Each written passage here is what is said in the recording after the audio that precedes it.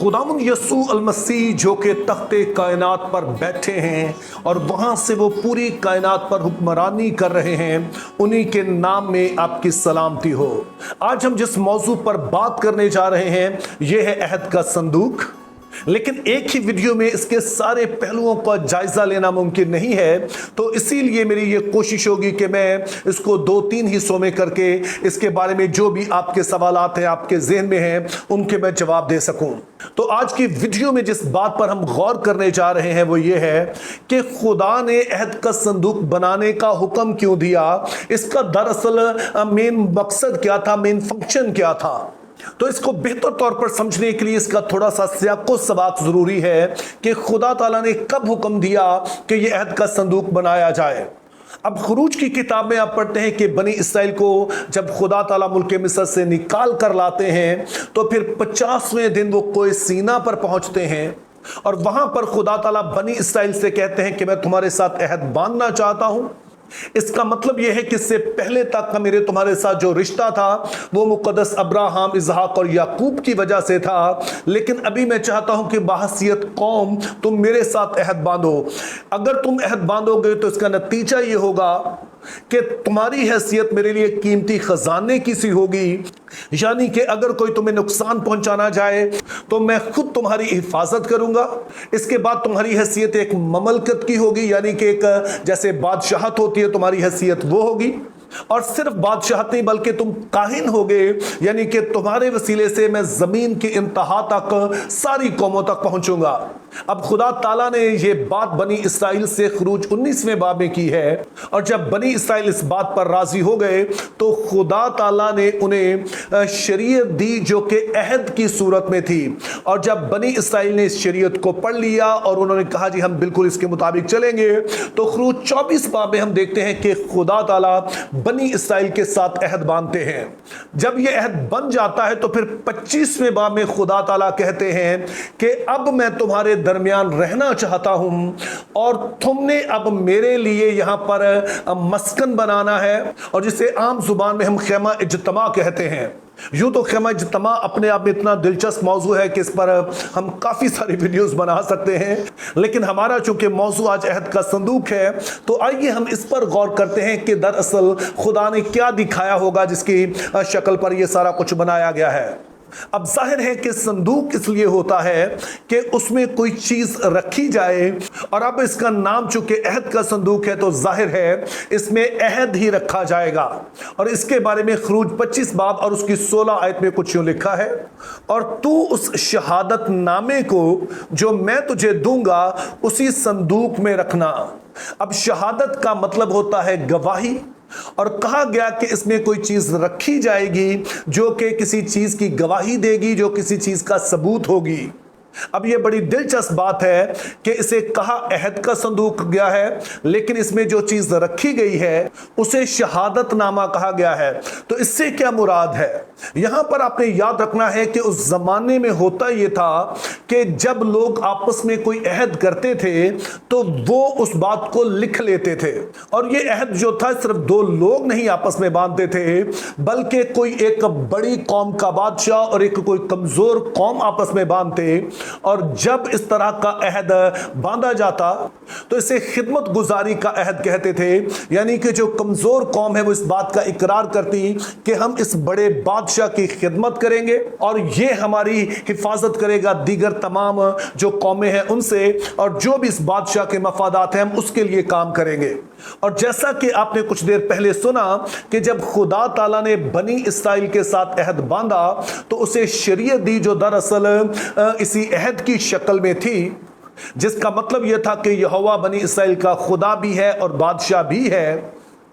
और यह कौम अब उसकी खिदमत गुजारी के लिए है। और फिर खुदा ने इस पूरी शरीयत का जो निचोड़ है वो 10 हुक्मों की सूरत में पत्थर की तख्तियों पर लिखा, और ये तख्तियां मूसा को दी, और यही वो तख्तियां थी जो बाद में अहद के संदूक के अंदर रखी गई। और ये इस बात की गवाही थी कि खुदा और इसराइल के दरमियान अहद है, और बनी इसराइल अगर इस अहद को तोड़े, इन शराइत से मुड़े, तो फिर वो सजा के लायक होगा। और दूसरी तरफ ये इस बात की भी शहादत देता था कि जब तक वो ये सारी बातें करते रहेंगे, जब तक वो इस अहद पर कायम रहेंगे जो कि इन तख्तियों पर लिखा है, जो कि निचोड़ है बड़े अहद का, वो खुदा की बरकत से लुत्फानंदोज होते रहेंगे। तो इस तरह से हम जो पहला मकसद देखते हैं अहद के संदूक का, वो ये था कि इसमें उनके खुदा के साथ जो अहद है उसका जो निचोड़ है, और जो गवाही के तौर पर ये 10 अहकाम लिखे गए हैं, वो इस अहद के संदूक में महफूज करके खुदा के हुजूर में रख दिए जाएं। लेकिन हमने याद रखना है कि अहद के संदूक का जो दूसरा बड़ा ही अहम हिस्सा था, वो उसका सरपोश था। इसे अगर हम आसान लफ्जों में कहेंगे तो जो ऊपर ढक्कन था, जिसकी वजह से ये अहद का संदूक ढांपा जाता था, ये इसका दूसरा और बड़ा ही अहम हिस्सा था। और इस ढक्कन के ऊपर हम देखते हैं कि 2 फरिश्तगान बने हुए थे, और इन फरिश्तगान ने अपने पर इस तरह से फैलाए हुए थे कि पूरे का पूरा जो अहद का संदूक है वो इनसे कवर हो जाता। और फिर इसके परों के नीचे जो एक जगह बनती थी अहद के संदूक, और परों के नीचे जो दरमियान में जगह है, यहां पर खुदा का शकाइना, यहां पर खुदा सुकूनत करता था, उसका जलाल ठहरा रहता था। तो अब सवाल यह है कि यह किस बात का निशान था? इसका जवाब हमें ज़बूर 99 उसकी पहली आयत में मिलता है, जहां पर लिखा है, खुदावंद सल्तनत करता है, कौमें कांपे, वो करूबियों पर बैठता है, जमीन लर्जे। अब बाइबल मुकद्दस में यह तस्वुर आम पाया जाता है कि खुदा का जो आसमान पर तख्त है, उसको जो फरिश्तगान हैं वो घेरे हुए हैं, उसको ढांपे हुए हैं। और इस आयत में इसी बात का इजहार किया गया है कि वो मुकर्रब फरिश्ते करूबीम जो खुदा की कुर्बत में रहते हैं, वो हैं जो कि उसके तख्त को उठाए हुए हैं, उस पर साया किए हुए हैं। और यहां पर आपने ये भी याद रखना है कि खुदा ताला ने मूसा से कहा, तो तू सारा सामान वैसा ही बनाना जैसा मैं तुझे दिखाऊंगा। और फिर यहां पर आइडिया यह है कि आसमान पर जो खुदा का तख्त है, उसी की नकल जब जमीन पर तैयार की गई तो वो अहद के संदूक की सूरत में थी। यानी कि एक तरफ तो हम देखते हैं कि संदूक के अंदर शहादत नामा है, 10 अहकाम है जो इस बात की गवाही है कि खुदा और बनी इसराइल के दरमियान एक अहद है। लेकिन फिर इस संदूक के ऊपर जो एक लिड रखा है, ढक्कन रखा है, जिसको हम सरपोश कहते हैं, इसके ऊपर खुदा की हजूरी ठहरी हुई है, जो दूसरे लफ्जों में खुदा की तख्तगाह है। और हम इस बात को पहले देख चुके हैं कि जब खुदा ताला ने बनी इसराइल के साथ अहद बांधने का इरादा किया तो उनसे कहा कि तुम मेरे लिए काहिनों की एक ममलकत होगे, और अगर कोई ममलकत है, अगर कोई बादशाहत है, तो उसका जाहिर है कोई बादशाह भी है। और खुदा ताला बनी इसराइल के दरमियान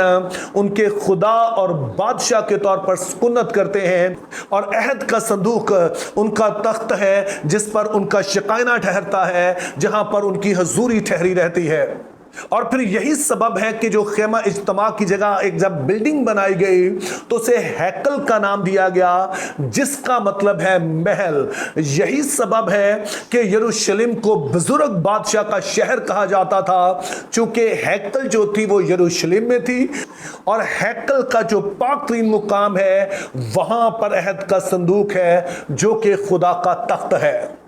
यही सबब है कि बनी इसराइल का तराना ज़बूर 24 था कि रब खुदावंद बादशाह है, ओ जलाल दा बादशाह है। यही सबब है कि दाऊद कहता है, ऐ मेरे शाह खुदावंदा, हालांकि वो खुद बादशाह है, लेकिन वो जानता है कि इसराइल का असल बादशाह जो है वो रब्बुल अफवाज यहोवा खुदा है,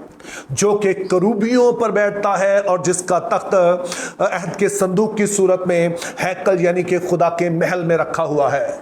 अब चूंकि यहोवा बनी इसराइल का खुदा भी है और बादशाह भी है, और आपको पता है कि जब जंगें लड़ी जाती हैं तो बादशाह अपनी कौम को लीड करते हैं, तो यही सबब है कि जब बनी इसराइल पर कोई कौम हमला करती तो काहिन अहद के संदूक को उठाकर जाते,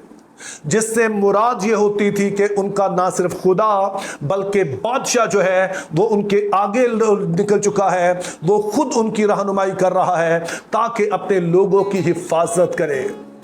تو میری دعا ہے کہ ہم اس احساس کے ساتھ زندہ رہیں کہ ہمارا یسوع نہ صرف ہمارا خدا بلکہ بادشاہ ہے جو ہمارے ساتھ رہتا اور ہماری حفاظت کرتا ہے۔ Think biblically, live purposefully, have a very good day.